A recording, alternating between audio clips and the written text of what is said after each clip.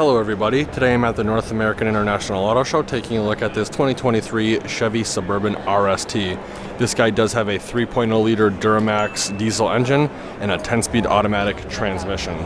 Starting off up front, you're going to have your full LED headlight kit, really nice black grille, blacked out bow tie, your front facing camera is going to be underneath the bow tie.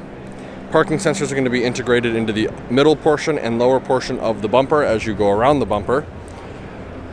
Coming around the side, we have this really nice machine in black 20-inch Chevy wheel. It looks like these are some Bridgestone, these duelers. I believe these are Bridgestone duelers. I don't know the exact size, but I know it's a 20-inch wheel.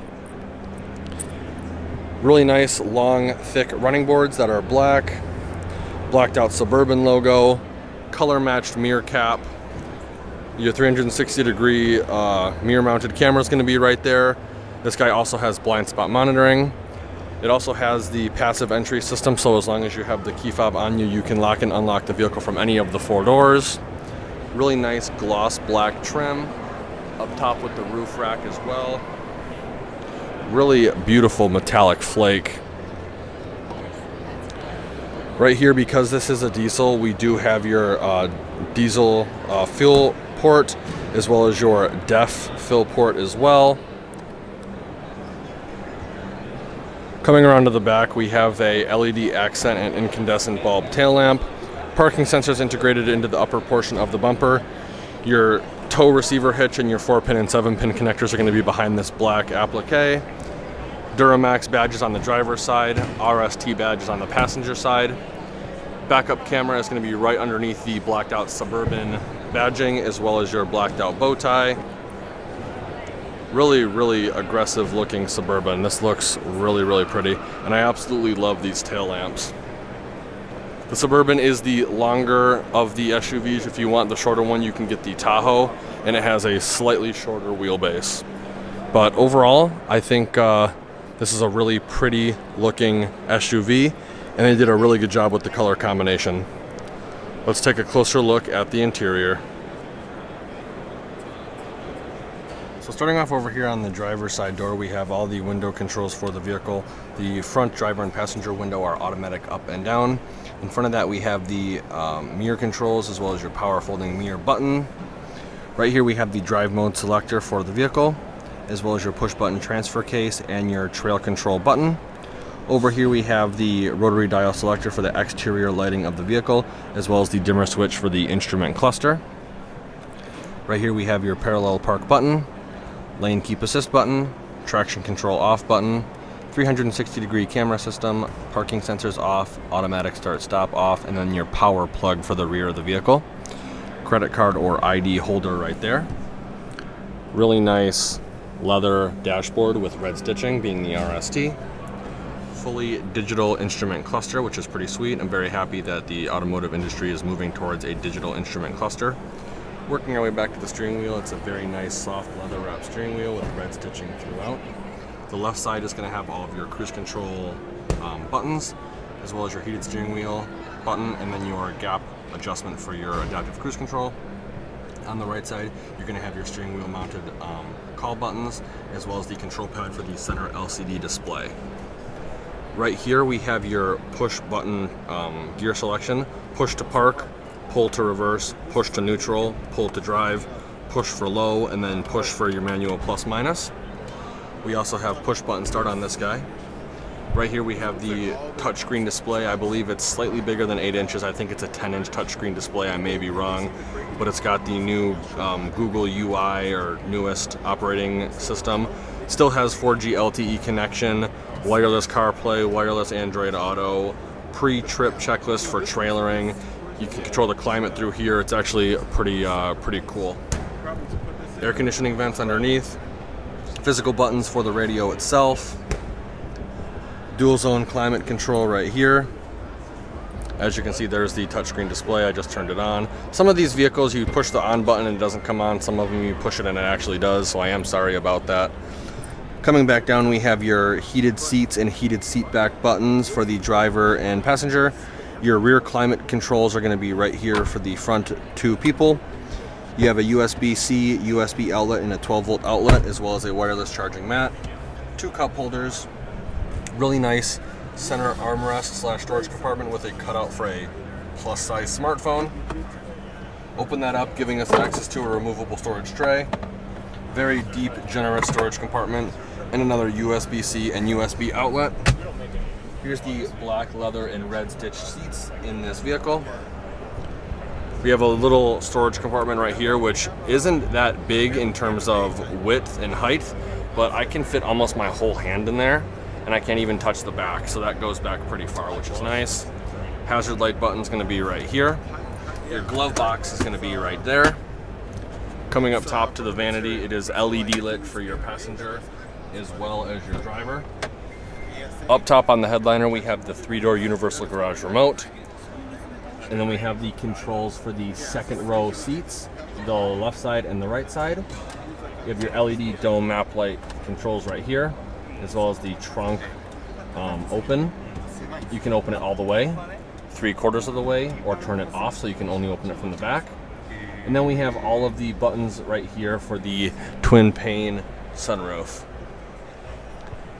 And then in front of that, you have your OnStar SOS buttons and then a auto dimming rearview mirror. So overall, I am pretty impressed with this interior. I've always liked the Tahoe and Suburban lineup. I think it's very, very nice, big, rugged SUVs.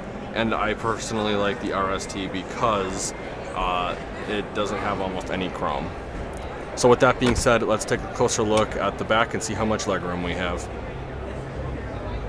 So with the seat situated where it would be if I was driving, I'd say I have a solid 5 to 6 inches of legroom before my knees hit the front seat. We get storage in the form of pouches behind both driver and passenger seats. 2 cup holders right here with a cutout for a tablet to keep the kiddos entertained. All the rear climate control buttons are going to be right here, including your heated captain's chairs. Each captain chair gets a USB-C, and it looks like we have a 115 volt, 120 watt power outlet right there. These seats do recline slightly and move forward and back. This one is in the forwardmost position. The one I'm sitting in is in the farthest back position.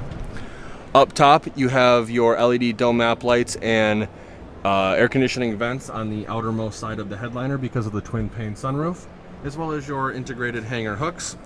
And even with the sunroof, I still find myself having a decent amount of headroom. So I think Chevy did it really well with the Suburban, maximizing headroom. Now getting into the back seats is actually real easy in the Suburban because it is the longer wheelbase version. Sitting over on the side with maximum headroom, I have probably 8 inches of legroom before my knees hit the front seat. Over on the short side, I have considerably less at probably 3 or 4 inches. Air conditioning vents up top in the headliner, LED dome map lights in the middle. Each side gets a USB Type-C, as well as a cup holder and storage compartment.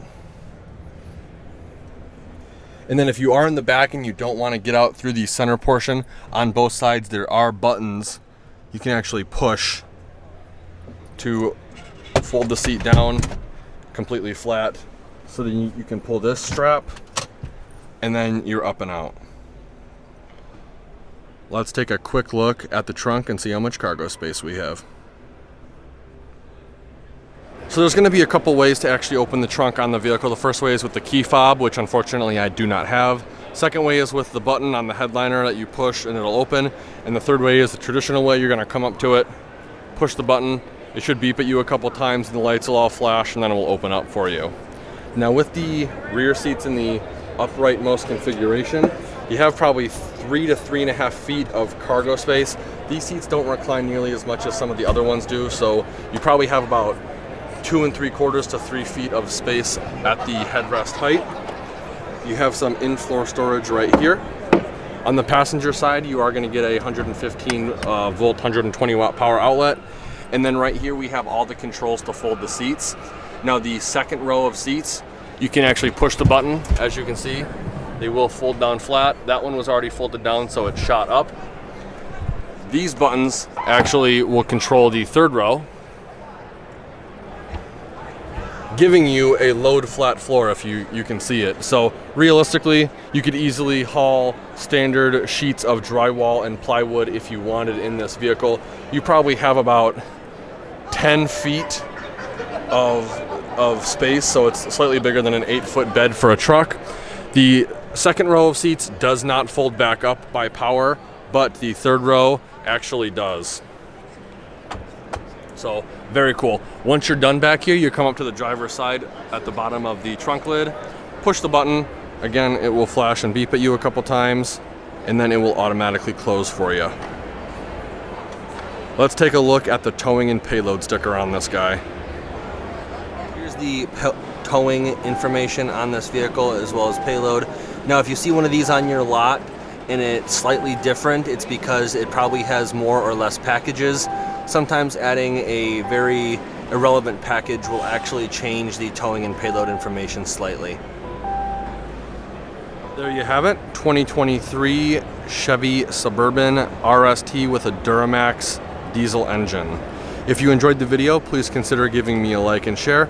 And if you want to keep up to date on more auto show content, please consider subscribing to the channel and be sure to check out all the affiliate links in the description below.